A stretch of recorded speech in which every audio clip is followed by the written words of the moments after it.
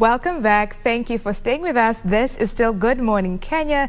And from that conversation on affordable housing, we move to a conversation that involves you, your money, and your future.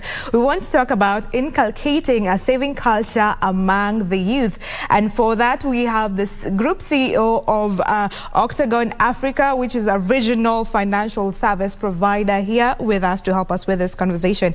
Karibu sana, Mr. Fred. Thank you very Waswa. much. Thank you. All right. Yeah. So Kenya's saving culture has been rated at 12%. What do you make of this?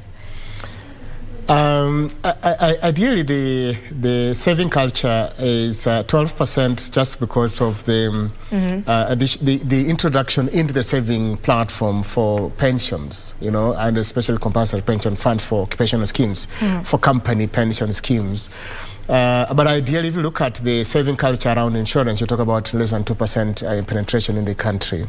There is a lot of challenge for the culture of saving. People don't really have a culture of saving in this country. And what happens is when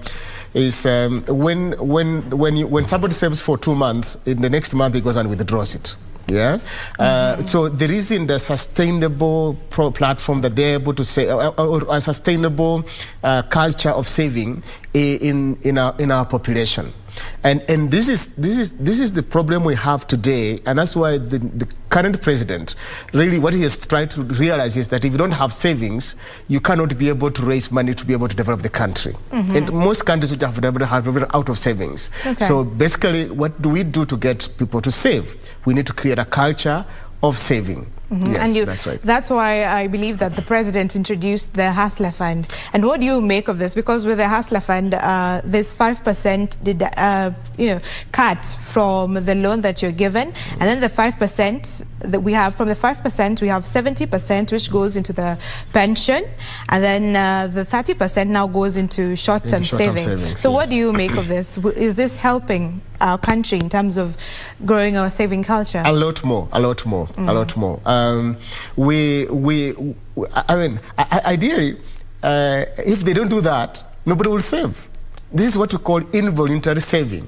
So you are doing something and you are saving without you knowing you are saving. And that's why the president has tried to do, especially so for the informal sector. Because in informal sector, you must wake up in the morning and say, today I am going to earn 100 shillings. I will save 20 shillings. And that must be purposeful. Now, it's not easy for people to do that because we don't have a culture of saving. We've never been trained how to save. We were trained to, when you harvest, eat all the harvest, what you only keep is what you will plant in the next season. That's how we are trained from childhood. So everybody eats everything. Now, what the president has realized is that the only people who are saving the compulsory saving, which is coming from occupational pension schemes, private pension schemes, and parastatal pension schemes. And that's the amount that has created the 1.5 trillion Kenya shillings that we have today, most of it running the country. But we have a bigger population that needs to save, which is the informal sector. Okay. So this Hustler Fund, in my view, the saving bit of it is going to help a lot to raise a culture of saving. Okay. Yes. And you've alluded to bad cultural, upbringing being the problem. Is this the root problem? And then what needs to be done to address that? Let me tell you, I mean, the problem in this country is of course, maybe some most African countries. We operate in 3 African countries, in Kenya, Uganda, and Zambia. And the culture is across the board. Is that when you ask people to save, they'll tell you, why do I need to save? Or they will save for 2 months and drop off. Before the interview, I told you, we have a platform called Mobikeza, which is saving for individuals, for that informal sector. We launched it in 2018. 160,000 people basically registered. But we only have about 2,000 people saving. Okay. If you look at the trend, you find people saving for 2 months, they drop off. 3 months, they drop off. 1 week, they drop off. So the problem is basically culture. Okay. Yeah, it's culture. It's that we need to get our our saving culture, our saving training starting from childhood. Yeah, from when the people start forming their cultural mind and saying, what do we need to do? What do we need to? What do we need to do to get money? And why do we need to get money? And how do we use the money for? So we need that culture starting from childhood, and that's the drive we as Octagon Africa are trying to put across. Okay. Yeah. Yes. So from that, I'm getting that people have the will. They want to save, but it's because they have not. It's not the culture is not inculcated in them. Absolutely. So they drop off soon. There's no consistency in it. Absolutely. So we need to start from way down. Yes. From the children. From the children. And that's what you're doing, and you have Yes. the training centered among children. There's youths too. So Correct. tell us about this. How is this helping? Yeah, so what we've done, of course, I mean, having sold these programs, I mean, saving programs for the last 32 years, what we realized that when you sell programs to mature people, they have challenges of accepting those programs or basically sustaining them the way we have seen. So what we did around 3 years ago, in the year 2020, we launched financial literacy programs for children. Because we want to change the culture from the ground. I know we may not make money from it, but we will make money in 15 years, in 20 years, in 30 years. Because when we try to sell our programs to them in 30 years, they will understand them. They will have created a culture. And that's why we started the programs for financial literacy. So, and we have done this we have now done almost for 1 million people, 1 million children, which we do every holiday. We run a program for the children we've been doing for the children between 15 to 22. 15 to 22. 15 to 22. So these are the teenagers and the youth. Absolutely. So this year, we've gone down between 8 to 22. So we are running 2 programs, one between 8 to 14 and then another one between 15 to 22. So we can see, because literally research shows that that children need to start learning financial literacy at the age of 7. Okay. Most developed countries, they take their children to financial literacy coaches at the age of 7. So at 7, you need to start teaching your children about financial literacy. Absolutely. I always I mean, compare, you know, I compare with what we have done in agriculture, for example. You know, when we were young and we were in primary schools, we used to have what we call 4K clubs, which were basically clubs for agriculture, teaching children how to do agriculture, how to farm, you know, and what do you do with the farm produce? You get it? In our schools, I remember we were about 5 guys. We were given small plots, and we'll go there and plant things, and you know, when they have grown, we sell them, and you can see that the culture of farming in this country is great. You know, everybody who grows up thinks, I can be able to go back and do it and do farming. Because the Bible says that teach a child, you know, good practice when he is young, and he will not depart from those practices when he grows old. So we need to do the same for children on finance. Today we don't do that. So how do you train your child on finance? You know, first of all, we need to help them understand what do our parents do. Yeah, because that's where money comes from.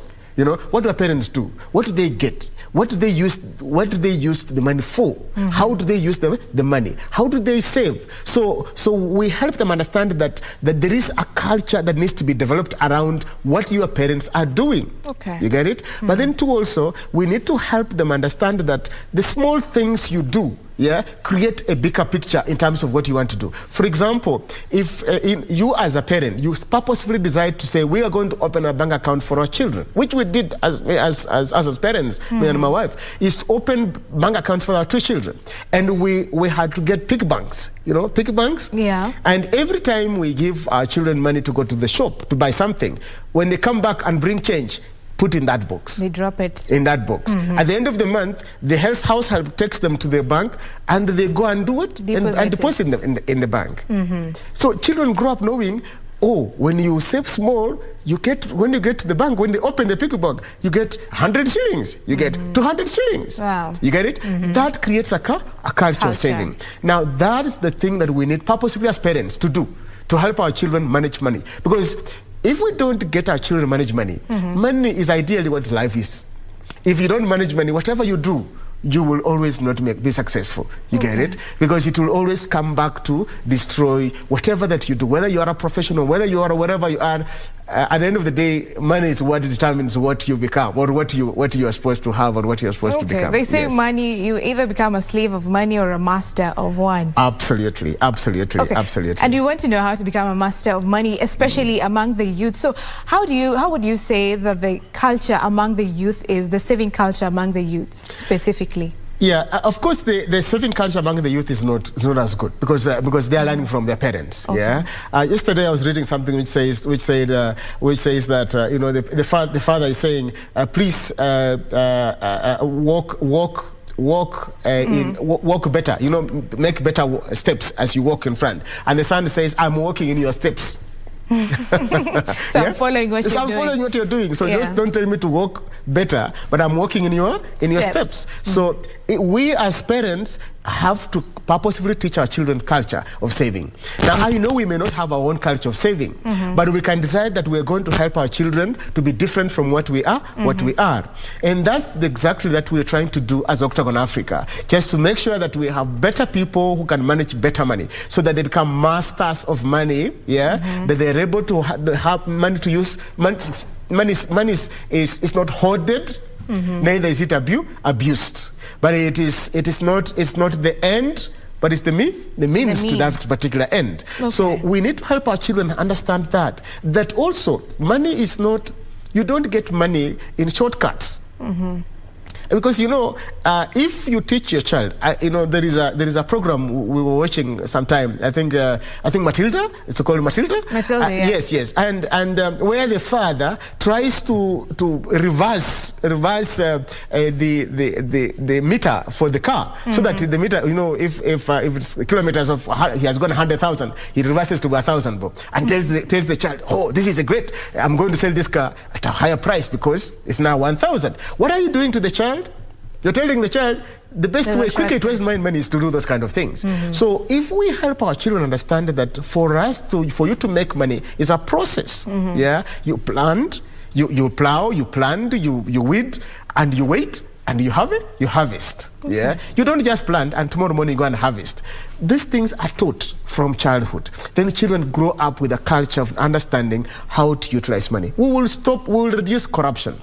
Because corruption is the shortest means to get money. And this has been taught from us who are parents. We're teaching our children. Now, if we decide purposefully say my children must live a better life, which means that they must learn from childhood. Okay. Yes. So, you know, parents or the older generation referring to our generation, the youths now, as the popcorn generation, it's actually their fault because they did not teach the youth the culture as they grew up? Absolutely. Yeah, today we have, you know, very many shortcuts are being taken by our children today, or us today, you know, or young people, you know, today. Why? It's because they were never taught cultures of making money and saving that money and utilizing that money in terms of investments. Yeah, they were taught that you can actually build a house. You can start working today, and buy a car in 1 year, and build a house and buy a house in 1 year, and you know those kind of things, which sometimes they watch on TV, which is a show, or you know, on shows, which is basically a show, but they want to apply it in their lives. We need to help them understand that is just a movie. But life must be lived and must be taken through stages. Okay. Yes. What about the CBC now? Off camera, you told me about you going to KICD and wanting them to incorporate this in the studies. How did that go? Absolutely. You know, when we started this program, we approached KICD and said, Lucia, can we partner and develop a curriculum for financial literacy programs? Of course, they mentioned to us that it's being done under CBC, which is a great idea. But I think it's not as purposeful as we want it to be. You get it? You know, CPC will help people, you know, I mean, maybe say one thing and be able to put something else. But we want a program. And we're trying to put a program in place. We want a program that when a child gets to age 7, which means gets to about grade 3 or grade 4, whatever it is, by the time they get to grade 9, grade 8, grade 7, when they're going to junior secondary, they have done things that they are proud about, that they have done things that they are excited about, and they can be able to, note them down. This is a generation that wants to be excited. They can be able to post it on Twitter and say, hang on a bit, for the last 3 years, I have been doing a program that has actually given me some money. When I'm going to junior secondary, I'm able to buy my shoes myself. You get it? Yeah. So these are the things that we want to do for children to get them excited. But as they get excited, they're creating a culture of saving. Okay, so it has done quite some bit of it, but we need to do much more in terms of getting children to do this learning culture of savings. So to be very purposeful about it. Absolutely. And how is your program centered towards this? The program that you are carrying out now, especially because it's a long holiday, both for the young children, the 8 to 15 and the 15 to 22. Yeah, what we've done is that it's an online program, and that's a bit about it, is that people join. Of course, we basically publicize out to the whole public, but we have people joining from UK, from Europe, from America, children joining for our programs for financial literacy. Wow. What happens is an online program that we run for children between 8 to 14, and then another program we run between 15 to 22. Basically helping them understand what is it that you need to do to be able to save, and what are you supposed to say your savings for. But over and above that, we're getting into partnerships with governments and schools and county education officers to create financial literacy clubs in schools and create activities in schools so that the children can compete and schools can compete, and we have counties compete, and then we want to have each of the countries that we're operating in compete. Then we have the best of the children to be able to know that we are able to sponsor them for their education. The idea is not necessarily that very particular sponsorship. The idea is that the whole population in school should participate at the ground level. Wow. So of course, as we grow up, then we can reduce the numbers so that we are able to compete properly. So this is what we want to do to make sure that our children basically are educated in terms of financial literacy programs. Wow, that's amazing. Is it the same as how we have music festivals and the competition between schools and all that? Absolutely. So it's all for building a culture at the ground level. Yes. Wow, yes. Amazing. Yes, and what has it done for the youth that have benefited from this? What change have you seen? A lot more. We have these testimonials where children have said, "Wow, out of this, I have been able to ask my mom to do something for me, and I've been able to save." So there has been a lot of feedback that we have got from the programs we've run since the year 2020, and which have encouraged us basically to be able to run more programs and even publicize more. We are glad that KBC is giving us this opportunity so that we are able to publicize it out to the public. Yes. Amazing. Yeah. And for youth, maybe our youth watching this, they might think, how do I save? I live from hand to mouth. Things might be hard. As you've said, there's the will, but maybe because of the culture and maybe because of the circumstance too, it's difficult to create this particular culture. So is there a formula of saving even when you're earning just a little? The formula of saving first is pay yourself first. When you're earning salary, when you get your pay, my sister, pay yourself first. Because pigia mwili pole. But when you say pigia mwili pole, it means you need to treat yourself, buy yourself something. No. Okay. That treating yourself is not paying yourself. Paying yourself is saying, I have done my work. Yeah, I need to put aside my money to enjoy my life after I have worked, for example, or I've put aside my money to enjoy my life in 1 year's time. Yeah, I want to make sure I go for a holiday.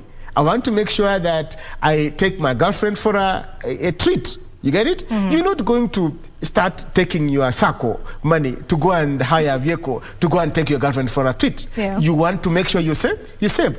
Pay yourself first. What do? You take 10% of your money and put it aside. You are earning 20,000 Kenya shillings. So you take 2,000. Take 2,000, but put it aside. And you purposely would do that. Let me tell you, we have reached somewhere where I used to advise young people. And what you do, there are boxes which are sold on streets.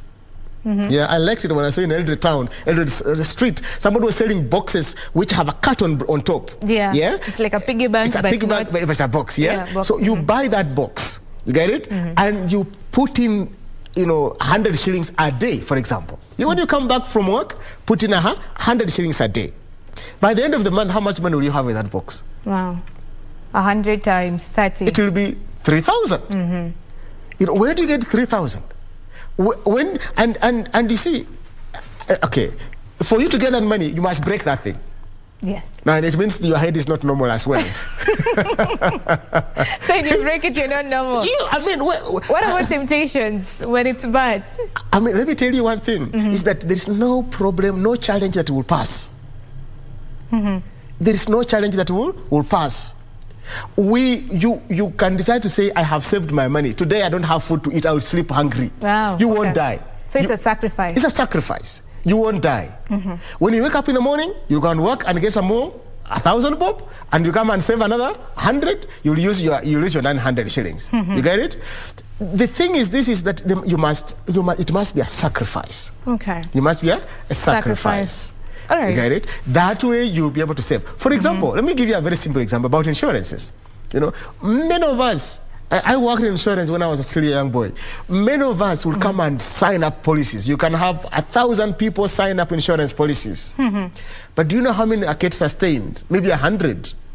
And for you to be able to get back money out of the insurance, you must have saved a minimum period of 3 years to get what you call a surrender value. So some people save for 2 years and just walk away and leave their money. They give up. Now, that is a very poor way of culture. And sometimes they are not walking away because of maybe they have lost a job. Maybe if you have lost a job, there is a good reason for you to say, I cannot be able to sustain the program. Yeah. But it's simply because you feel like you want to save in a circle now to buy a TV. So you leave saving your pension, your insurance. You get it? So there are things that we can defer, gratification. We can defer gratification for us to be able to help ourselves save. Okay. Which is very important, yes. All right. Yes. And with that, I want you to give us the difference between saving and investment. Correct. Now, you see, what happens, a very simple example of this piggy bank with this child who has been saving, every change you give him, they go to school, they come back and save in a piggy bank. Basically, that's saving. They are putting somewhere where they are building so I always call it a war chest, yeah? They're building some platform, you get it? But when you have saved money, you cannot continue saving money in a piggy bank forever. Yeah? You must take the money and put in a bank. Yeah. You get it? You open a bank account, put the money in a bank, and maybe put in a savings account where now it's interest. Okay. You get it? Now, you may find that the interest in the bank is not sufficient enough. So you look for other avenues where now you can save, because you have been saving this 100 shillings a day. At the end of the month, you have 3,000. At the end of the year, you have 36,000 in the bank. Okay. So you don't want to have 36,000 shillings earning the minimum interest in the bank that they can be able to give you. You get it? So you decide, no. Let me take my money now and maybe buy a bond. Okay. That's an investment. So now it starts earning you money. All right. So now you don't no longer save from your cash, you save from your interest. Okay. All right. From interest, yes. Okay. Yes. So give us those types of investment or types of saving. Okay. Now, that's another challenge that this country has, is that we don't have a lot of avenues. We don't have a lot of investment, classes, so to speak. You have things like fixed deposits. Yeah, fixed deposits. Now, fixed deposits, you go to the banks, and banks don't accept certain levels of money. You don't have million and above, we can't accept you that money. Yeah, okay. But some banks will always accept fixed deposit. You can be able to put a fixed deposit. Fixed deposit is either you can put a 1 month deposit, or 2 month, 3 months deposit, 6 months deposit. So that way, at the end of the fixed deposit, you get back your money and you get your interest. Yeah, you can also do a treasury bill. What we call government paper has what we call treasury bills and treasury bonds. Yeah. Now, treasury bills are 90 days, 91 days treasury bills. We have 180 days. We have 360 days. These are treasury bills that mature. At the end, you get back your money. Yeah. Then we have what we call treasury bonds. Treasury bonds are a bit longer term. You can have a 5-year bond, you can have a 10-year bond, you can have a 20-year bond. So you can also put money in those bonds. So these are different fixed income investments. Yeah. Then you have shares, stock market. It's a fantastic place to invest money. Yeah. When you have made your 36,000, or even you have made your 3,000 at the end of the month. Yeah, you have put your 100 shillings in your piggy bank, and at the end of the month, you go and you see, oh, I have 3,000 shillings. You can buy shares. The shares, minimum number of shares you can buy on the stock market is 100. Yeah, it's 100. So if a share is going at 30 shillings, then you can buy 100 shares every month. You invest your 100 shillings every day. Okay. Yeah, so you grow a portfolio of shares. When shares are fantastic for young people. I always say that when you are young, starting employment immediately, shares are a great place to invest. So this is the first place that at least you should start. You should start from. Yes, yes. You know, people will talk about, they will go down, I'll lose my money. They won't. Safaricom. What are the risks involved? Absolutely. The risks involved is that you save short term, you lose money. Okay. You save short term in shares, you do it, you lose money. You must save with a long term perspective. That's why I'm talking about young people, because you are saving to go back to college to do a master's. It's going to take in the next 5 years. Okay. You are saving to get married. You're going to get married in the next 10 years. You are saving for retirement. It's going to happen in the next 30 years, 40 years. So you're not going to get back your money as quickly as, the way you want. Yeah. Don't save in shares. Don't buy shares to pay school fees at the end of the year. It won't work. It won't work for you. It will just be lucky that it has worked. but conventionally, it will not work. Don't save to go for a holiday at the end of the year. It will not work in shares. Shares are saved for long term. For long term. And how long is long term? How many years is long term? Maybe 10 years. Yeah. 5 years can be long term, depending on what is it that you want to do. But usually, 10 years and above is a bit long term. Yeah, 5 years could be medium term. Short term is 1 year, 2 years. But you find most people want to save between 5 to 10 years. Yes. Okay. Just for example, in insurance policies, they will run between 10 to 15 years and 20 years. Yeah. So you have those shares where you can be able to say to invest, not necessarily save. It's to invest, because shares, you get your dividends at the end of the year if the company declares a dividend, and if the share appreciates, you get capital gains on the shares. Now the other place you can invest is in pension funds. Pension funds are both savings and investment, because you continually put some money aside slowly by slowly, but it's only also earning interest. And we have personal pension plans which each individual can walk in and say, I want to save, or you can log in on a platform and say you want to save, and you can be able to save that kind of money. This would be the voluntary now. Voluntary savings, yes, voluntary savings and voluntary investments. So you can create some money. At the end of the month, you say, I'm going to put in my pension plan every other month. And if you're a young person, who is in employment, today, and you are in a company pension scheme, I encourage people to do additional voluntary contributions. You get it? Additional voluntary contributions. Yes. If it's already being deducted, you do an additional one. Additional one. Why? Why? It's because you get tax advantage. How so? My sister, if you are adding a salary of 100,000 Kenya shillings, yeah, and you are saving 10,000 shillings to 10% of your salary, your taxable pay is not 100,000, it's 90,000. Okay. So, pay as you earn, for example, straight line, pay as you earn is 30%, let's say. So, 100,000 you get tax of how much? 30,000 will be the pay as you earn. You have to pay. If you pay 10,000 shillings in a pension plan, your pay as you earn will become 27,000. You save 3,000 on tax. Okay. Interesting. And some people don't utilize that advantage. Of that very particular savings. So we need to encourage people to do that in a pension plan, which is critical. The other place that you can actually save and invest is insurance plans. I know. And we have different types of insurance. Different types of insurance. I know all of us sit down and conclude that insurance companies are thieves. That's the perception that most people have. Do you know why? It's because we don't want to save. Okay. You want to eat our money. So it's an excuse. Yeah, because if you're not saving in an insurance company because they are thieves, why are you saving? So tell me where you're saving because you're not saving insurance company. You get it? Okay, yeah. So all of us conclude that. But many of us have used insurance companies, insurance products to be able to save and invest and pay schools for children. You get it? Yeah. So insurance products are other fantastic products where we can say we can do investment and savings. Yeah. What we call endowment insurances. We have what we call anticipated and endowment. You know, those ones that will pay, you know, once you have reached 5 years, they start paying a small amount of money. The those ones which are pay at the end of the term. Yeah, are fantastic insurance products that we should be able to use for savings and investment. Yes. For youth, which insurance plan should they go for?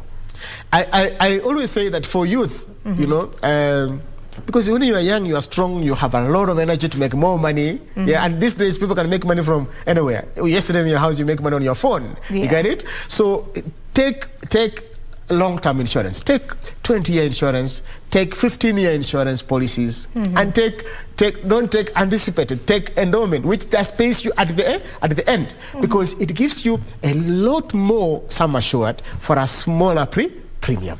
Okay. You get it? You can get, I'm not sure what the premium is at these days. I don't do a lot of underwriting, but you will get a bigger sum assured for a very small amount of money when you are 23, when you are 25, when you are 26, starting to work. You get it? Rather than when you get to 45 and take an insurance policy, you may pay twice the premium for a sum assured. Yes. Okay. Yes. And there's a problem with our insurance penetration rate. In Kenya, we stand at around 3%. Correct. While we have South Africa leading at around 17%. So is it the change of mindset that we need, or what needs to be done? It's the change of mindset.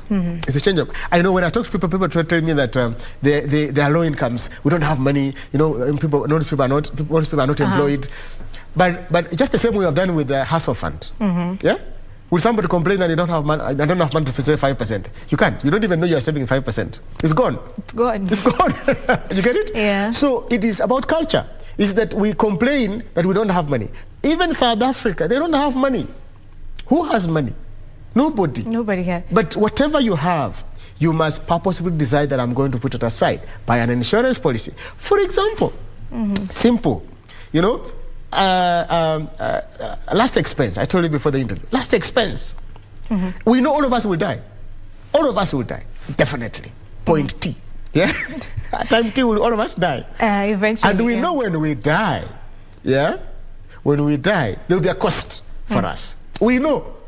But you tell somebody the policy, you can get 100,000 sum assured at the death for a simple premium of 1,500, and somebody says, and 1,500 per annum, not even per month. People say, but are you sure I'll get the money when I die? Because you're not there at the end of the day. Yes. Don't trust but you know, insurance over and above the saving element. Insurance helps us to protect our investments. Okay. Yeah. So if you take a sum assured for life expense of 500,000 and you are paying maybe 12,000 Kenyan shillings per annum, and in the event of death, your family is not going to sell your cows to use to be able to bury you, because the insurance company is going to pay money and they use it to bury. Okay. So your savings, your investment that you have done for your family is not affected. Okay. You get it? That's what insurance does. Now, for younger people, it's important to take long-term insurances, life insurances, which is called ordinary life insurances. Of course, if you've got a family, you start having children, you should be able to have educational policies. Educational policies help a lot more. You know, they may not give you all the money to pay your school fees, but they will go a long way to help in terms of meeting your school fees obligations at the time when children go to school. And you've not mentioned SACCOs, so where do they lie? Of course, SACCOs are an important aspect for savings. Yeah, SACCOs are a good savings platform, which is fantastic. But remember that SACCOs are a credit line. You know, people. Rarely will somebody just save 2 billion in a SACCO and go back and sit and say, okay, fine, I have 2 million shillings. No, you want to save so that you can take out more. So 99% of us have savings in SACCO, but those savings are covered by debts. So they're not savings at all. Okay.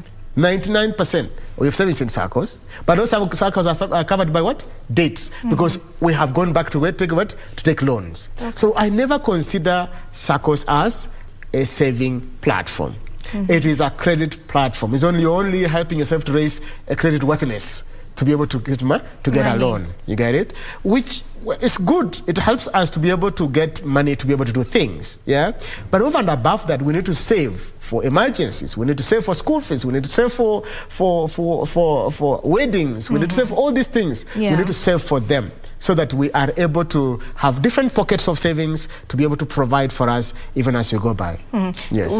Would you say that that's where the Hustler Fund has taken it a notch higher, because now it's taking it to the pension scheme? Absolutely, absolutely. So that's why. So the Hustler Fund, and maybe that's the government, maybe even SACCOs should do something like that and say whatever you save in a SACCO, percentage goes to what? To a pension plan. You get it? That also may help to increase our savings for pension plan. It's involuntary saving. You don't wake up in the morning and save. You are putting money in a SACCO, but what goes in a SACCO, percentage goes to what? To a pension plan. Okay. That can also help to increase our coverage and increase our saving platforms for this country. Yes, yes. And how can young people take advantage of the new tech financial platforms and services? And in fact, they are the luckiest people under the sun. You know, when we started working in 1990s, yeah, you know, you would go to sell. I used to sell insurance policies. You go to sell insurance policies and hard copy. You go to Nairobi City Council. You are selling to people. They have to sign, you know, forms. They refuse to sign. They fill and they refuse to sign. Yeah, when you take to finance officer, he refuses to deduct because they have not been signed. Today, you are seated in your room, you are seated in your house, and you are able to log on a platform, and you are able to save. Yeah, which is a fantastic thing. So we need to get more people to save. You know, for example, if you go onto our platforms, you'll be able to get platforms to save on Octagon Africa. You know, you are able to have advantages of savings. So young people have a bigger opportunity in terms of saving platforms. Yes. Okay. Yes. And finally, just to summarize all that you have said, why is it important now for the youth to inculcate a saving culture? Why it is important is because if they don't save, we will not have money to build our country. We will go to China to borrow to build a road, when we will have used our own money to do what? To build the roads. Okay. So if we get our young people, which is the biggest population, to get a culture of saving, then we will grow a war chest as a nation. Today we have 1.5 trillion Kenya shillings in pension funds, but mostly are occupational company pension schemes, which are very few.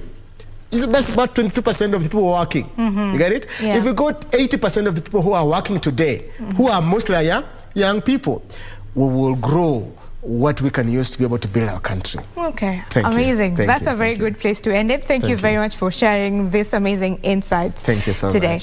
That has been Fred Waswa, the Group CEO of Octagon Africa Group, regional financial service provider, talking to us about inculcating a saving culture among the youth. I hope you've taken a few pointers from that. Thank you for staying with us. This has been Good Morning Kenya. We meet tomorrow, same time at 6:30 a.m. We wish you, on behalf of the team, I wish you a great viewing ahead and a lovely day.